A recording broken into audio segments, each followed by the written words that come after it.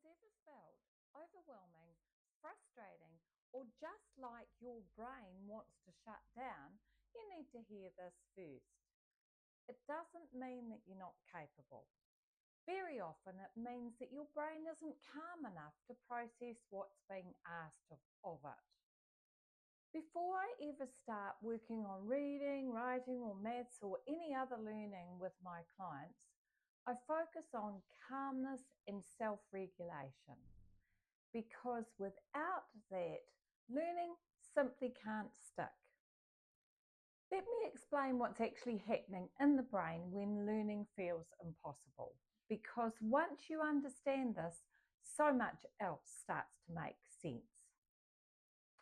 If you think about the last time you felt completely confused, maybe it was unfamiliar instructions for a new appliance or some new technology or simply directions that didn't make sense. Think about what happened in your body without you even being aware. Your shoulders might have tensed and your breathing might have changed.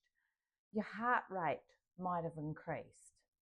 That's your brain, and it's interpreting that confusion as a threat. There's a small part of the brain called the amygdala. So if you think of this as your internal alarm system, whenever the brain or whenever that amygdala detects something that feels threatening, whether it's physical danger or the stress of not understanding something or worry, it sounds the alarm. And once that alarm goes off, your whole system responds. The part that people don't realize is when we're stressed, the thinking part of the brain, that prefrontal cortex, doesn't just struggle, it completely goes offline. Your brain has two main modes. It has survival mode and learning mode. Survival mode is fast, reactive, and designed to keep you safe. Learning mode, however, is slower, more thoughtful, and where we process newer information and hold things in our working memory and then make sense of what we're being taught. These two modes cannot run properly together at the same time. So when that brain senses threat, resources shift away from the thinking brain and into that survival. It's like the brain saying, we don't have time to learn right now, we need to protect ourselves.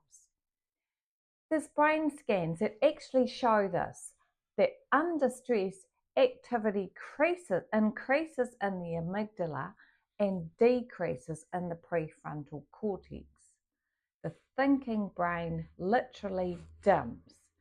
And if you've ever wondered why this keeps happening, even when someone is trying so hard, this is the reason. When a brain is already under stress, pushing harder and trying harder to focus or think or find an answer can unintentionally signal more threat, making it even harder for the brain or the thinking brain to come back online. So this is why a child or anyone who seems capable one moment can suddenly forget everything the next. It's not actually a choice, it's protection. Confusion, fear of getting something wrong, or perceived pressure can trigger that alarm system. And when that happens, working memory shrinks dramatically.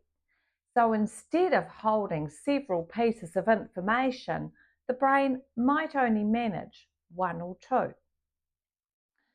So when we're asking a stressed learner to figure out words, remember instructions or rules, or make sense of what they're looking at and stay focused, all the while the system they need for learning is partially shut down. And then we wonder why they can't retain or remember what they've been taught. However, when that nervous system is calm and regulated, the thinking brain then comes back online. Working memory expands, memory formation improves, pattern recognition returns, and the brain becomes available for learning again. So this is the reason why I don't ever jump straight into learning. We first work on getting the brain and the body into a place where it's ready for learning. We establish the calm, build the safety and trust, and help the nervous system settle. And we just use specialised tools to help the brain and the body settle. So that might involve some purposeful movement, some guided breathing, or some other specialised strategies designed to help the nervous system feel safe enough to learn.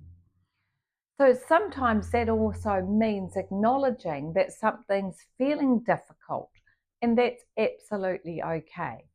So once we acknowledge that, then if that helps shift the brain from the threat mode to learning mode, that's great. So this is why I focus on helping people learn differently. When we remove the stress and change the way that learning is approached, the brain can settle, thinking becomes clearer, and learning has a chance to stick. So my role is to guide the process and create the right conditions, and then I let my clients experience the joy of finding their own success once their brain and body are ready to learn. This is why learning differently starts with readiness, not pressure. Before we ask the brain to learn, we need to ask, is this nervous system settled enough to think? If the answer is no, that's not a failure, that's information. The science is clear. You can't force a brain to learn when it's in survival mode. However, when calm comes first, the brain's natural ability to learn becomes available again. I guide the process and create the right conditions conducive to learning. So if you're a parent, a teacher, or someone else who's struggled with learning yourself, remember this: when calm comes first, learning starts to make sense again. So it's not actually about lowering expectations. It's about understanding how that brain actually works and working with it rather than against it. If this video resonated with you, or you've seen this play out in your own learning or for someone you care about, I'd love to hear about it in the comments. And if you'd like more conversations like this, grounded in how learning really works, then feel free to subscribe. I'll see you next time in the next video.